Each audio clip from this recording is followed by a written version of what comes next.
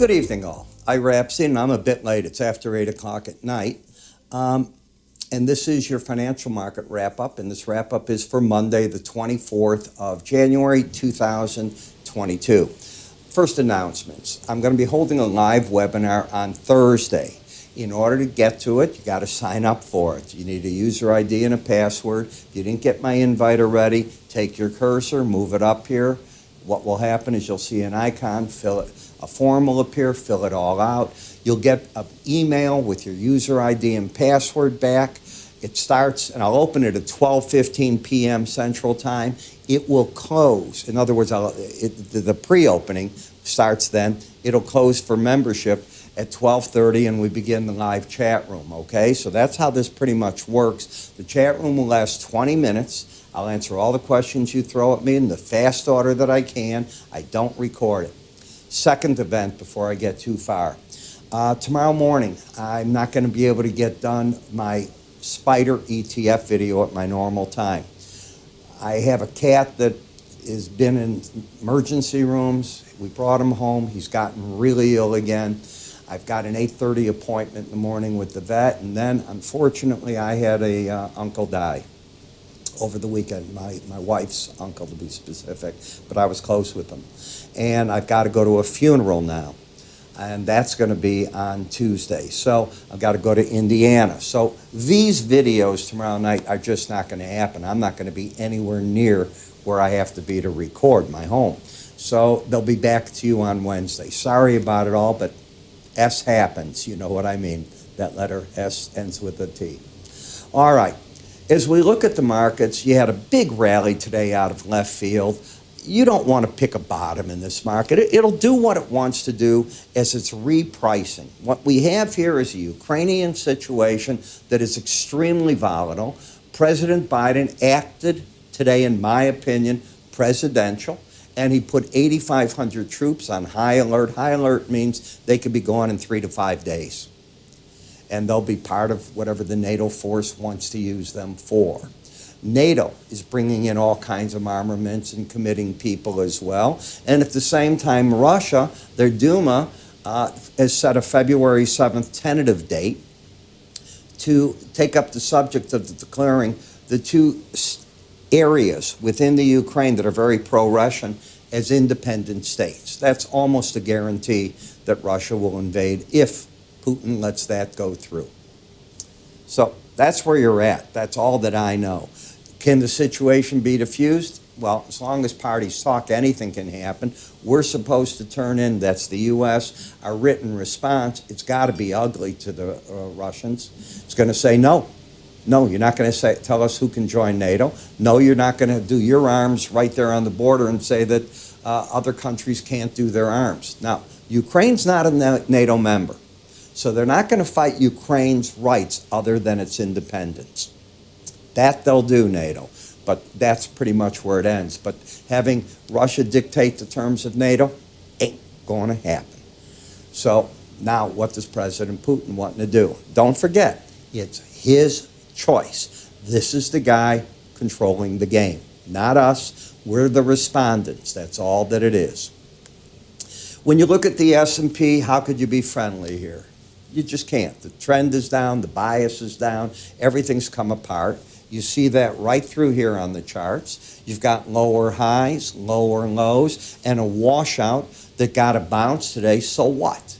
Markets bounce. The market's trying to get back to resistance, which the first resistance is the 200-day average, then the 100, and over that, the 18 in red, and look for this 18 to start challenging that 100 in fairly fast order, which is another bearish potential event as a chartist. What did the market do? It's trying to get back in the Bollinger Band. Today could have been the 5th day under it. It didn't do that. What else caused the bounce? I can't show it here, but if you were a paid subscriber of mine, you saw over the weekend the lower Bollinger Band in the Dow, the S&P, and the NASDAQ. They were hit, and that's what the market held today. That's the number it turned from for all purposes. In the S&P, you're oversold down here under a lot. Oversold, I don't think you're attracting new selling. The new selling could, and I'm talking fresh shorts. Selling can come from margin calls. That you can get, and that's part of a capitulation. When everybody calls uncle, the market will bottom. In the NASDAQ, down hard. Could we embed? Well, both numbers are not tonight under 20, but they were today under 20. They were on Friday under 20 and the day before. You have an embedded reading. You could lose it if you get a reading tomorrow over 21. If that occurs, then I'm going to look for that challenge of the 200-day average, lickety split. In the Dow, the market is oversold. A lot of layers of resistance, not embedded at all. So all the way up, you got resistance points in the market. I wouldn't look for a quick turnaround in this, but anything can happen. And one of the better looking charts is suddenly the Russell. What the heck goes there? This market very quickly, you can see it had 4 days in a row under the lower band. Boom, it turned around and it's trying to stay over it. You rarely get beyond 5 days under a band in consecutive order. Could this market develop an embedded reading? It could. So we've got to keep our eye on that tomorrow. VIX couldn't hold these big gains in the market. Now, the guys that wrote calls against this, they've been going through hell as they did back here. It's part and parcel of writing a call. But what they're going to look to get out now is wherever that 18-day average of closes is, and my guess is it's going to keep climbing on them where they'll be lucky to even break even on the trade. In the 30-year bond, you went up today to the 18-day average. You had lost the embedded reading. That was the target. Now you're neutral going into the FOMC meeting on Wednesday. Same thing for all purposes on the 10-year note, neutral.